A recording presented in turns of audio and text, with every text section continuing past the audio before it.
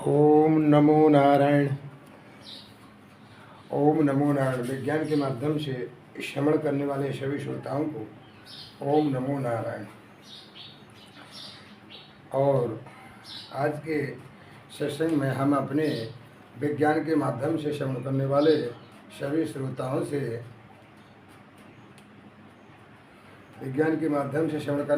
श्रोताओं से आज हम एकादशी के बारे में बताते हैं, जो भाद्रपद की एकादशी है।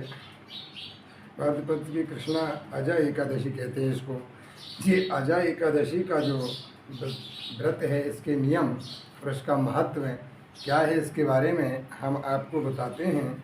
कृपया इसे ध्यानपूर्वक श्रवण करके और अपना मानव जीवन का धन्य करें, क्योंकि इसका जो महत्व है, हर मनुष्य को एकादशी का व्रत जरूर करना चाहिए। ये महीने में 2 बार आती हैं। इससे एकादशी के व्रत करने से हमारी आत्मा की शुद्धि होती है और दूसरा परमपिता परमात्मा के प्रति हमारी श्रद्धाएं बनती है। इसलिए इसे हर मानव को करना चाहिए। एक बार क्या होता है,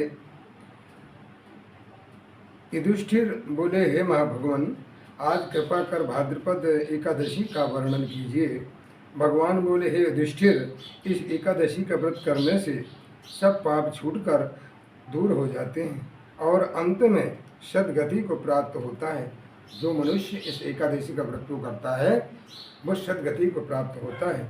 इसकी कथा इस प्रकार है कि बहुत समय पहले एक दानी राजा हरिश्चंद्र हुए थे, जिन्होंने अपना राजपाट और धन धान संपदा विश्वामित्र ऋषि को दान में दे दी। और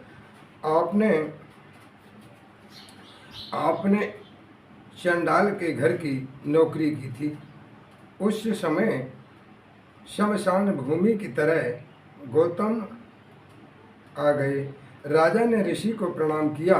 गौतम ऋषि ने कहा कि किसी पूर्व जन्म के पाप से आपके यह दशा हुई है। यदि तुम भाद्रपद कृष्णा एकादशी का व्रत करो तो तुम्हारा इस हाल में उद्धार हो जाएगा। राजा ने ऋषि की बात मानकर अजा एकादशी का व्रत किया, जिससे राजा का मरा हुआ पुत्र फिर जीवित हो गया और उसका राजपाट उसे वापस मिल गया। राजा सुख से राज करने लगा और अंत समय मोक्ष को प्राप्त हुआ। इस प्रकार ये एकादशी करने के लिए विशेष फल है। मेरे प्यारे श्रोताओं, इसे हर मानव को जरूर करना चाहिए।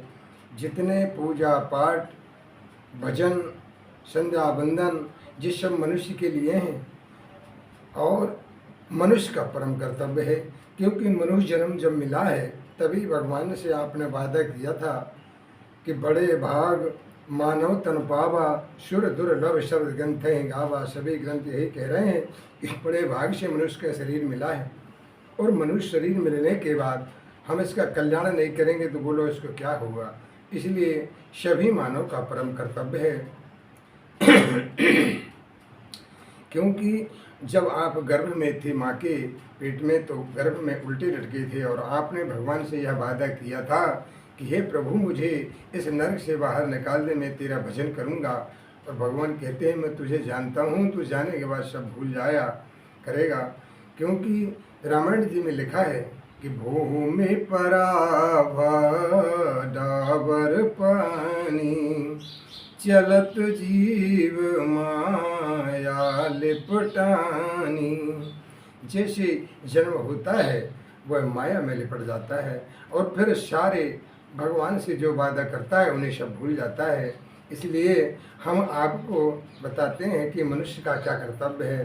मेरे प्यारे श्रोताओं, इस कर्तव्य का पालन सभी को करना चाहिए, क्योंकि इस मोक्ष एकादशी में बड़ा बताया है, मोक्ष को प्राप्त होता है। और इस दिन बादाम तथा छुआरे का भोजन फलाहार करना चाहिए। इस दिन में व्रत में बादाम छुआरे का फरार करना चाहिए। इससे हमें सब पापों से निवृत्ति मिलती है। इस प्रकार सभी शास्त्र निर्देश देते हैं कि हर मानव का जो परम कर्तव्य है इसे सबको करना चाहिए। अब वो तो अपने अपने हिसाब से जीवन करता है मनुष्य, लेकिन ये नहीं, ये शास्त्र वेद, ये देवी देवता, इनके पूजन कौन करेगा? गाय भैंस करेंगी? ये तो हमारा परम कर्तव्य है। जब हम परमात्मा के देवताओं के प्रति श्रद्धा रखेंगे तो हमारी श्रद्धा को फिर वो देवता भगवान नारायण से कहते हैं कि इनके मन में जो कामनाएं हैं इसे पूरी करें, तब भगवान करते हैं। जैसे मान लो कोर्ट कचहरी में जाते हैं, सबसे पहले बाबू से संपर्क करना पड़ता है, बाबू से पूछेंगे तब वो आगे जाने देगा। इसी प्रकार ये सब चीज़ें हैं। जैसे राम जी के पास जाना हो तो हनुमान जी पहले बैठे चौकी में। इस प्रकार सभी शास्त्र यही कहते हैं कि हर मानव का परम कर्तव्य। कुछ लोग कहते हैं गृहस्थ जीवन सबसे बड़ा है। गृहस्थ जीवन में मानता हूँ बड़ा है, लेकिन गृहस्थ जीवन के धर्म बहुत विचित्र हैं।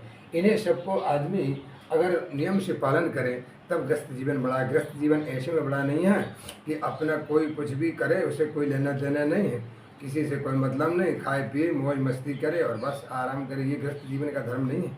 अगर भगवान ने हमको उस लायक बनाया है तो हमारा परम कर्तव्य किसी भूखे को भोजन दो, किसी अतिथि का स्वागत करो। गाय गौ माता अपने कहलाते हैं, गौ कुत्ता, इनको जरूर एक एक रोटी का भोजन कराना चाहिए। ये गृहस्थ का परम कर्तव्य है। ये कर्तव्य नहीं कि धन दौलत कमा कमा के बैंक बैलेंस करते जाओ और बाद में सब वहीं छोड़ कर मर जाओ। तो जो अब ऊपर जब हम परमात्मा के पास जाएंगे तो वहाँ हमें जवाब देना पड़ेगा कि आपने मनुष्य जीवन के पाने के बाद क्या क्या कर्म किया। तो इसलिए हमें ये सब कर्मों को करना चाहिए मेरे विज्ञान श्रोताओं, और अपना कर्तव्य करते हुए मुक्ति को प्राप्त जो मनुष्य होता है उसका अगला जन्म सार्थक होता है। और तपेश्वरी तो राजेश्वरी, राजेश्वरी तो नरकेश्वरी। हर मानव का ये कर्तव्य है कि पूरे जन्म में तपस्या करे थे तो मनुष्य का जन्म मिला, और मनुष्य जन्म मिलने के बाद हम अपना कल्याण नहीं करें तो अगला जन्म नरक होगा और बहुत यातनाएं भोगने पड़ेगी। इसलिए मेरे विज्ञान श्रोताओं, सभी को अपना परम कर्तव्य करना चाहिए। अब इसी के साथ हम अपनी वाणी को विराम देते हैं। ओम नमो नारायण तस्सत्। हरि ओम नमो नारायण तस्सत्।